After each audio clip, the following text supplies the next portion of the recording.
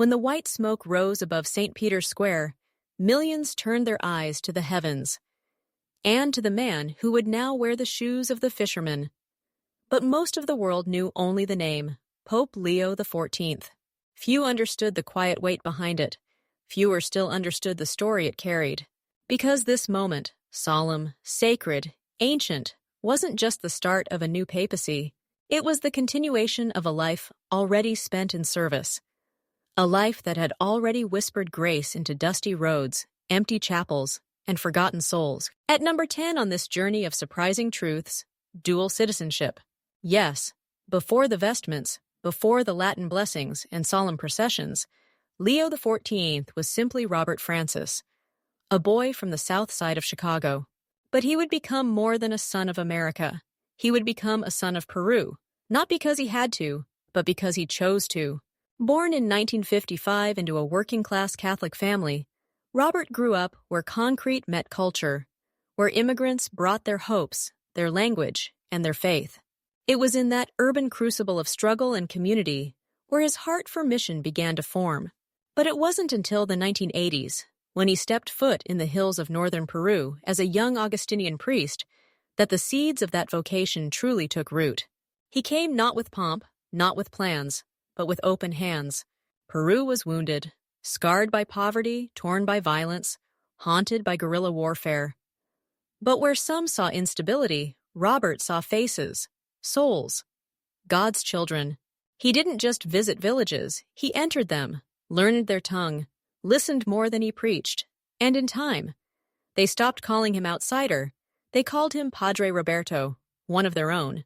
And he responded, not with formality, but with love. He became a Peruvian citizen, not for power, but for belonging, because his priesthood wasn't American. It wasn't Peruvian. It was Catholic, universal, rooted in the body of Christ that knows no border. And now, that same man stands at the helm of the global church, with one foot planted in Chicago and the other in Chulucanas. One voice speaking English, the other Quechua. One heart Catholic, whole and wide. And yet, even in the midst of all this mission, there's a quieter chapter, one not written in church bulletins or mission reports. At number 9 on this journey, his quiet love for tennis. Yes, tennis. The racket, the court, the chalk lines. Long before he carried a crozier or wore papal white, Robert Francis carried a tennis racket. Not to win trophies, but to find peace, discipline, reflection. In Chicago as a young man, and later in Peru, he found grace in the rhythm of the game. And even when his cassock replaced his sneakers, he never truly left the court behind. Locals in Peru remember seeing him sweat and laugh alongside youth in pickup matches. No collar, no pulpit, just a brother across the net. In those moments, he taught without speaking, taught perseverance after a bad set, taught humility in a missed swing, taught what it means to show up, not to dominate, but to be present. In one interview, he said, "Tennis taught me to wait for the right moment, to listen more than speak, to keep going even when the rhythm feels lost." Victory was never the goal, presence was. And now, as Pope, he carries that same quiet rhythm with him into the chaos of church leadership. Not swinging for applause, just showing up faithfully, like he did on the court, with discipline, with grace, with quiet strength. At number 8, the gift of languages. Pope Leo XIV doesn't just speak languages, he connects through them. English, Spanish, Italian, French, Latin, Portuguese, even the earthy tones of Quechua. He doesn't speak to impress, he speaks to love. For him, language was never about speeches, it was about souls. Because when you speak in a person's mother tongue, you don't just inform them, you touch them, you become family. In remote villages, he didn't wait for interpreters. He listened, he stumbled, he laughed when he got words wrong. But through it all, he kept going. Because for him, to speak to someone is to honor their story. In synods and Vatican meetings, when cultures clashed or misunderstandings arose, he didn't raise his voice. He translated, he clarified. He brought peace not with authority, but with understanding. And in this age of noise, that's what the church desperately needs. A leader who doesn't just speak the loudest, but who listens the deepest. At number 7 on our journey through the life of Pope Leo XIV, we find something unexpected, something simple, even playful. But behind it lies a lesson. He's a lifelong fan of the Chicago White Sox. Yes, that's right. The man who now sits on the chair of St. Peter once sat on creaky bleachers, cheering on his underdog team. It wasn't about the score. It was about the spirit. Growing up on the south side of Chicago, a place shaped by grit, family, and hard work, baseball wasn't a pastime, it was part of survival. The Sox weren't a glamorous team, they didn't win often, but they taught him how to wait, how to hope, how to cheer, not because the team was perfect, but because they were his. Years later, even while walking dusty roads in Peru or attending meetings in Rome, the love for that team never left him. Friends say his face still lights up at the mention of a game. He's been seen wearing a Sox cap around youth groups. And in that small gesture, something shines through. He never forgot where he came from. And that's part of what makes him different. Because in a world where spiritual leaders can feel distant, Pope Leo XIV feels close. Not because he speaks perfectly, not because he has all the answers, but because he remembers the joy of a ball game. Because he knows that faith isn't about escaping the world. It's about carrying it with you, even if it's in the form of a baseball cap tucked into your bag. At number 6, we return to the hills of Peru, to a chapter that didn't just define him. It transformed him. Before Rome, before cameras or conclaves, there was Chulucanas, a dusty corner of northern Peru, forgotten by maps, neglected by governments. And into that silence walked a young priest named Robert Provost. No fanfare, no bodyguards, just a Bible, a bag, and a heart full of purpose. The people there didn't need a theologian, they needed a brother. And that's exactly who he became. He didn't lead from a pulpit. He led from porches, from hospital beds, from noisy schoolrooms where chalkboard paint peeled off the walls. He built churches, yes, but he also built trust. He brought the Eucharist in one hand and bandages in the other. He spoke not just with scripture, but with silence, with presence. He walked for miles, blistered, sunburnt, exhausted, just to be there for someone in need. And over time, the people stopped seeing him as a priest from somewhere else. They saw him as family. And in time, they didn't just welcome him. They lifted him. That young priest, Padre Roberto, would become their bishop, not because he demanded it, but because he earned it. His leadership was never about climbing. It was about kneeling. He embodied the gospel in a way no sermon ever could. And those decades in Peru, those long, dusty years, weren't an interruption. They were a foundation, because a church that doesn't walk through the mud, a church that doesn't sit with the wounded, isn't the Church of Jesus Christ. At number 5, we hear the name that still echoes through Peru today. Father Bob. Simple, familiar, and yet more powerful than any title the Vatican could ever bestow. Because Father Bob wasn't just a nickname, it was love spoken aloud. The children used it when they saw him walking into town. The elders whispered it when they needed comfort. And the people said it with a smile that knew. This man didn't rule over them. He walked with them, even as he climbed the ladder of responsibility, even as Rome called him higher. He never left that name behind, because he didn't build ministry on marble floors. He built it on presence. He learned their language, not just their grammar, but their jokes, their rhythms, their songs. He wasn't offended when corrected. He laughed at his own mistakes. He knew that humility was the bridge to the human heart. And so they didn't just respect him. They loved him. They trusted him. They invited him not as a priest, but as a brother. Even now, as he sits upon the chair of Peter, that old name still whispers in the hills of Peru, Father Bob. And maybe, just maybe, that's the holiest title of all. At number 4, we look back on a chapter that unfolded far from the spotlight, but quietly shaped the kind of shepherd Pope Leo XIV would become. Long before his name echoed across the balconies of Rome, long before the world would kneel at his blessing, Father Bob was entrusted with one of the most delicate tasks in the global church. He was chosen to lead the Order of St. Augustine. In 2001, the Augustinian family, a spiritual brotherhood stretching across more than 40 countries, called him to serve as their prior general. It was no small honor. It was a call to shepherd shepherds, to guide not just one flock, but a global network of men bound by prayer, study, and service. For 12 years, he led not from a throne, but from a place of listening. He didn't settle into an office in Rome and call it leadership. He went to the Philippines, to Nigeria, to Latin America, to convents, to chapels, to dusty houses of prayer where no camera ever followed. He sat beside brothers in struggle. He prayed with them. He laughed with them. He carried their burdens not as a superior, but as a fellow pilgrim. He didn't bring disruption. He brought renewal. He didn't chase novelty. He walked the tension between tradition and transformation, with balance, with kindness, with pastoral wisdom. And while the world may have missed those years, heaven was watching, because in those quiet days of faithful service, a foundation was being laid. He wasn't just managing an order. He was learning how to carry the church. And one day, that same man would be asked to carry the whole church, not from ambition, but from preparation. At number 3, we return to the beginning, to a small home on the south side of Chicago. Steel mills, corner shops, Catholic parishes, immigrant families from Ireland, Poland, Italy, Mexico.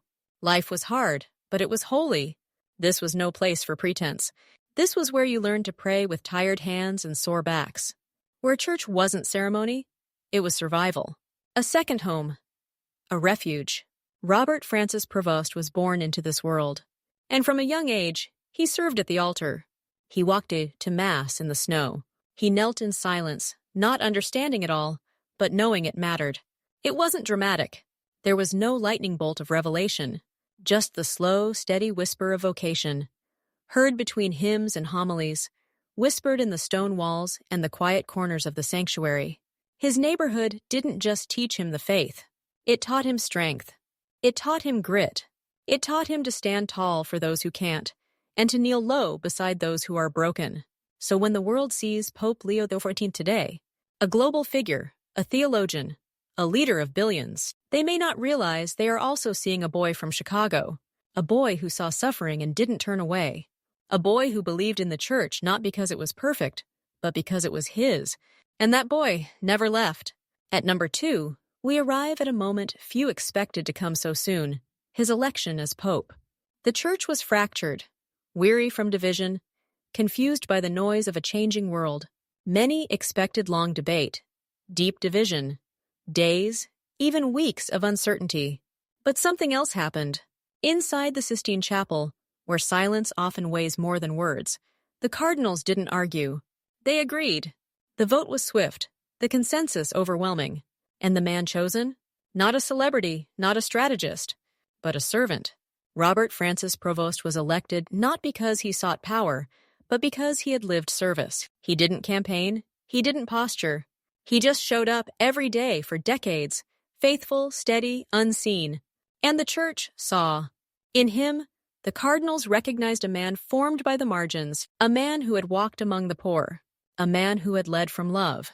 That wasn't just a moment of history. It was a message that the church wasn't searching for a ruler. It was longing for a shepherd. And that brings us to the number 1 truth. A moment that didn't just make headlines, it made history.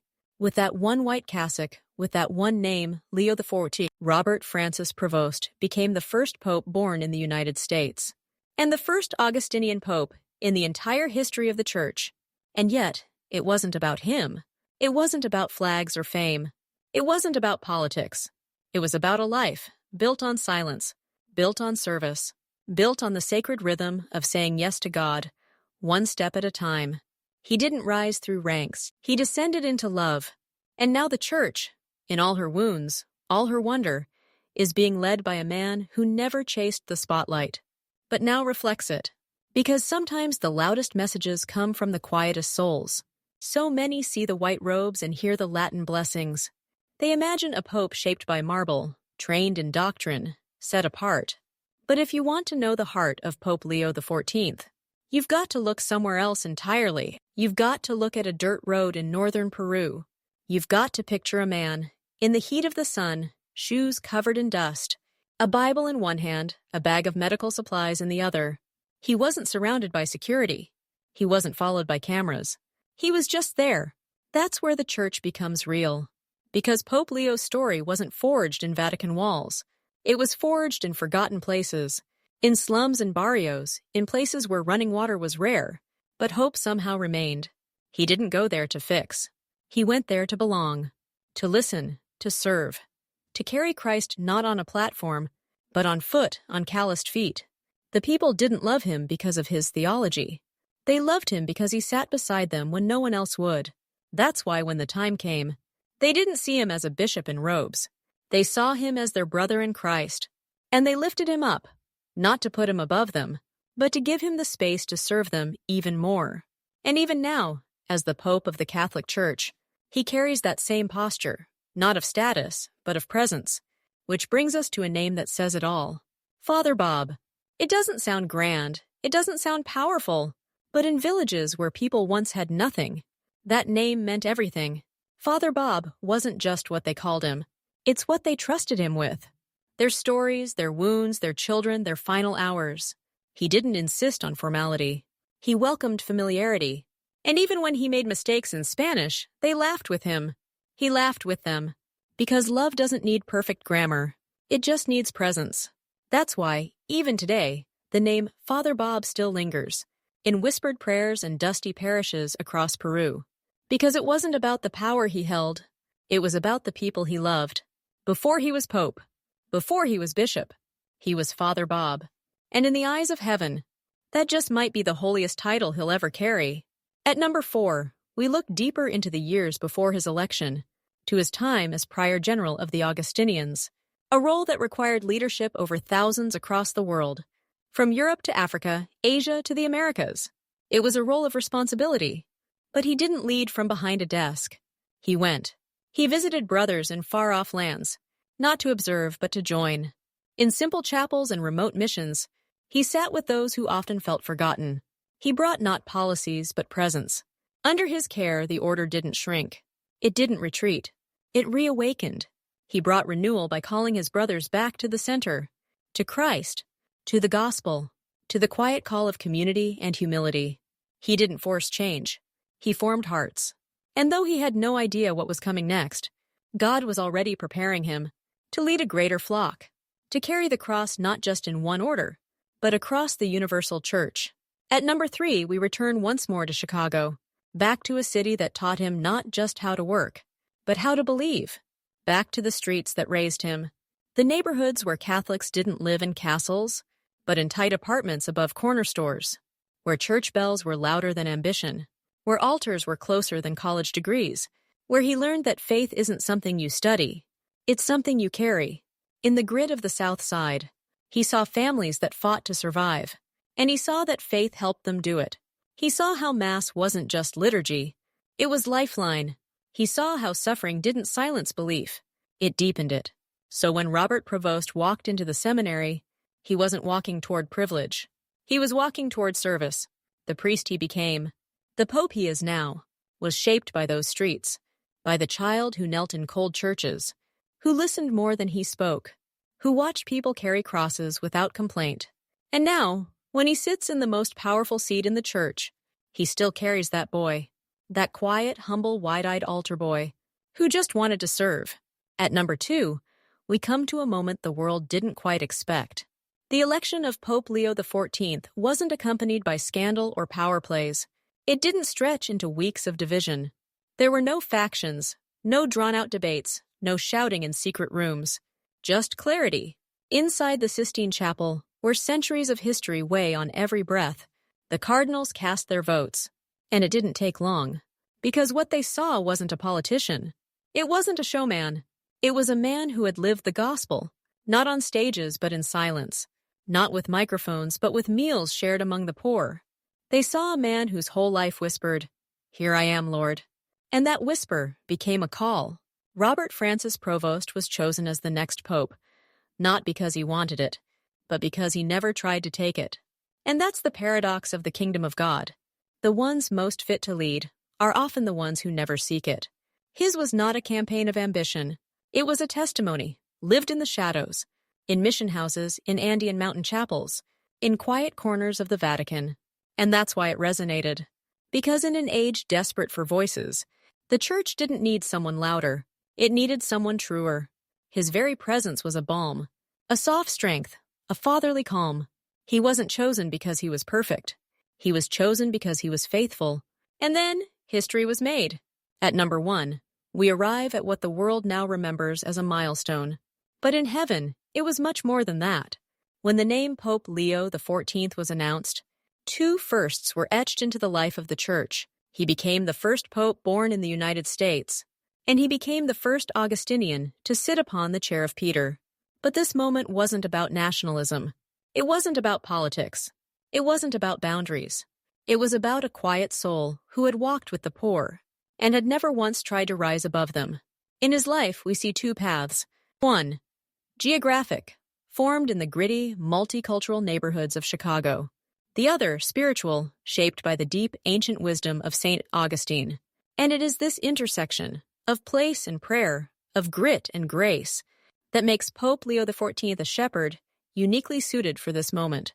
Because the Church today isn't just looking back, it's looking forward, across continents, across cultures.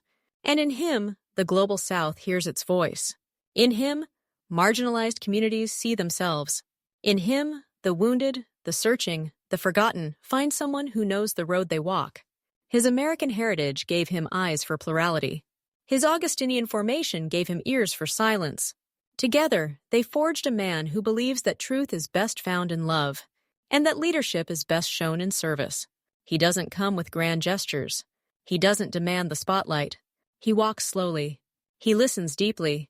He prays honestly. Because for him, holiness doesn't begin at the top. It begins in the soul.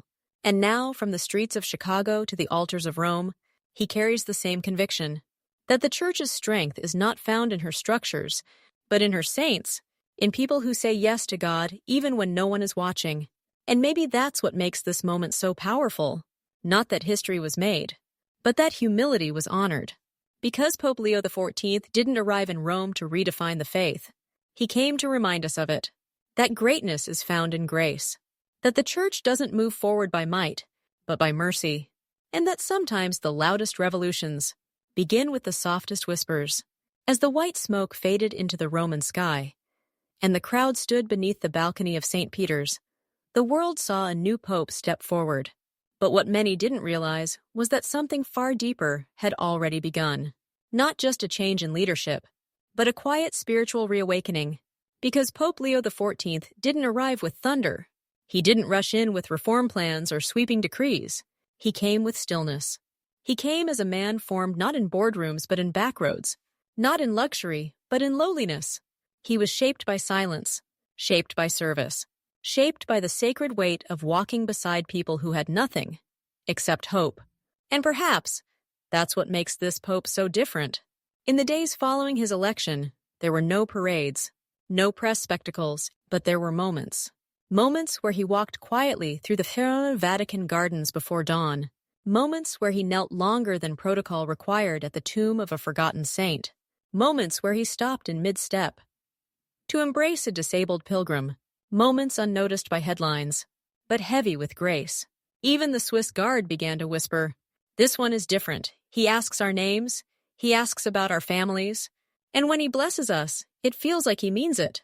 You see, the most radical thing Pope Leo XIV has done so far is be himself. He hasn't stormed the gates. He hasn't challenged the world with volume. He's challenged it with presence. And that may be the very thing we've been starving for. Because this isn't a church trying to impress. This is a church trying to remember. To remember that it is not a fortress, but a family. Not a machine, but a body. And the shepherd it now follows doesn't lead with a crown. He leads with a cross. He doesn't walk in front to be admired. He walks beside to carry burdens. That's why, in slums of Manila, in rural dioceses of Uganda, in stone cathedrals of Quebec, there's a shift. Not loud, not flashy, but felt. People aren't watching him for what he'll say next. They're watching for how he lives. And that's the paradox of Pope Leo XIV, because it's not his speeches that are changing hearts. It's his silence. It's his posture. It's his stillness. The stillness that invites a weary church to breathe again. At a time when the Catholic Church stands at a crossroads, where it is mocked in some corners, misunderstood in others, and yet thriving in the places most people overlook. This pope reflects that shift. He doesn't come with the energy of the empire, He comes with the presence of the mission field. He brings with him the sound of barefoot priests crossing jungle rivers, of catechism whispered under tin roofs, of hope that rises from places the world forgets. He's not trying to make the church popular. He's trying to make it faithful. Faithful to the poor. Faithful to the wounded. Faithful to the young people who still ask, "Does any of this matter?" And he answers not with argument, but with accompaniment. He walks with us, not ahead, not above, but beside.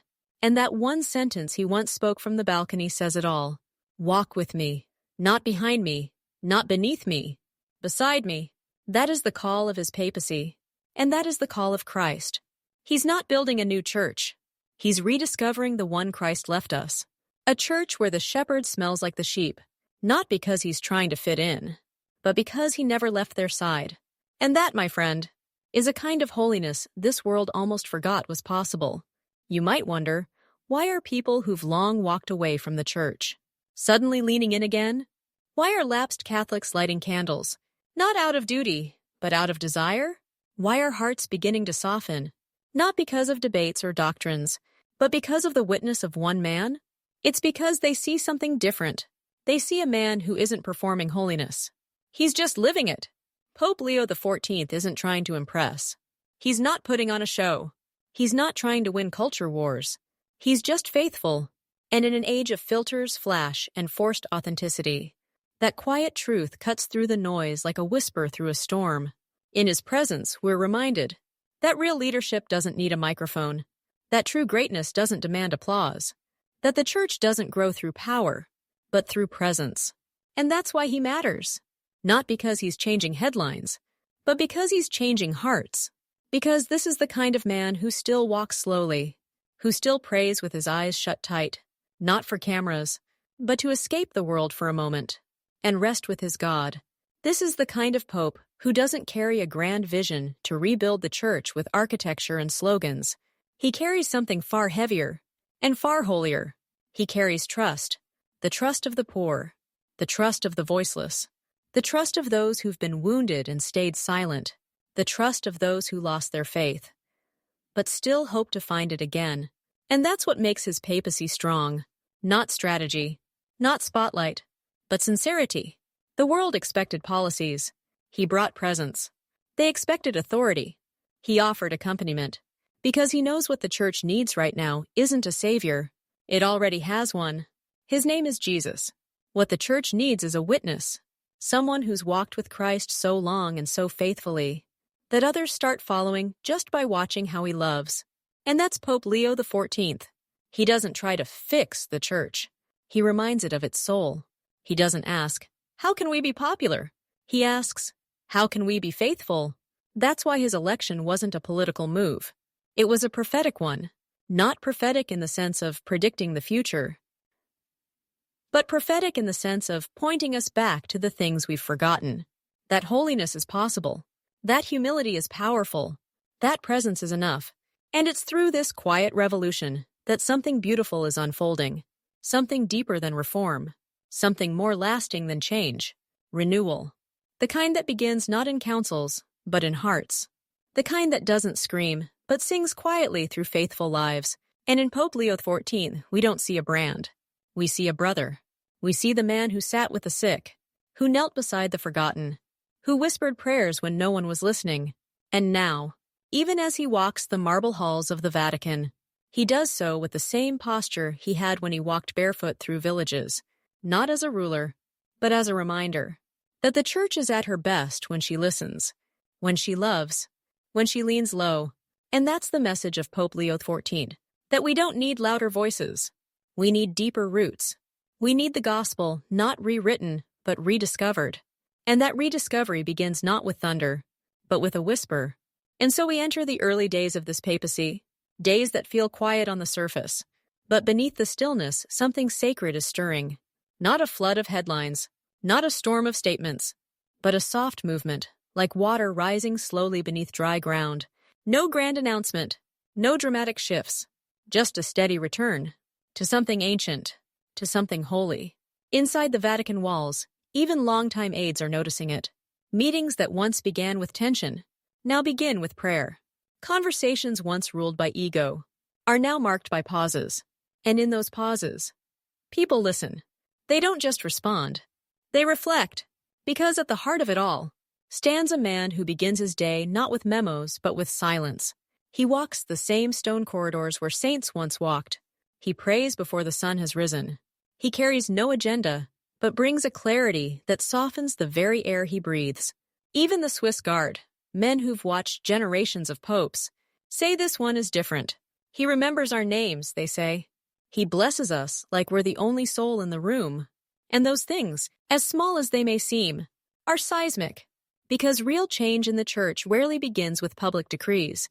It begins with the tone of a room, with the posture of a man, with the way a leader looks at another human being. This pope isn't shaking up institutions. He's awakening spirits. Because the church doesn't need more machinery. She needs more mercy. And that mercy is beginning to flow beyond the walls of Rome, in places the world doesn't cover, in villages in Uganda, in the back streets of the Philippines, in slums and schools and small-town sacristies. Bishops and lay people alike are paying attention. They're not watching to see what he'll declare next. They're watching how he lives. And that's the paradox. That in a world addicted to noise, this man's greatest power is found in his stillness, because it invites something we've lost. Remembrance. Remembrance of who we are, what the church is, what Christ truly meant when he said, "Follow me," not follow my fame, not follow my flair, just follow me. And that's what Pope Leo XIV is doing, not rewriting the gospel, but walking it step by step. He doesn't build towers. He builds trust. He doesn't seek legacy. He seeks lives. And as he walks through the sacred halls of Peter, he walks with the same rhythm that carried him through the dust of Chulucanas. Not fast, not flamboyant, but steady, humble, faithful. Because holiness, real holiness, has never been loud. It's always been low. It's always been found in the ones who kneel first, the ones who remember that the most powerful seat in the church is still the one beside the broken. And so we come to the final chapter of this story, not a conclusion, but a beginning. Because what we're witnessing in Pope Leo XIV isn't just a new face in the Vatican. It's a new tone, a tone of tenderness, of strength without spectacle, of leadership without self-promotion. He carries no empire. He protects no image. He builds no platform. He just loves. That's it. And somehow, in that simplicity, the world is beginning to breathe again. The church, wounded, weary, uncertain, is watching closely, not for strategy, but for sincerity. And in the quiet spaces, between the ceremonies, beyond the headlines, something sacred is rising. A reminder that the church is not a museum. She is not a brand. She is not a political tool. She is the bride of Christ. She is the body. She is a home for the broken, a hospital for sinners, a resting place for the restless. And this Pope, this man known simply as Father Bob, is not here to rescue her. He's here to walk with her, to hold her hand in the night, to whisper when the noise gets too loud, to carry her gently back to the heart of the gospel, not because he is perfect, but because he remembers. He remembers what it means to serve with nothing but love, to preach with nothing but presence, to lead with nothing but humility. So now, as the sun sets behind the dome of St. Peter's, as the city lights flicker and the world turns its eyes elsewhere, Pope Leo XIV keeps walking. He walks the long road of leadership, not with fear, but with faith. He walks with the memory of those he's buried, with the prayers of those he's fed, with the faces of the poor pressed into his heart like holy relics. And he walks still, as he always has, slowly, quietly, faithfully, because he knows, and now we know, that the church's future won't be built by noise. It will be built by saints. And if we look closely, we just might see that one of them is already walking among us. This has been the story of Pope Leo XIV, not just a pope, but a pastor, a pilgrim, a man whose entire life is a sermon not shouted from balconies, but whispered from dust-covered shoes and tear-soaked prayers.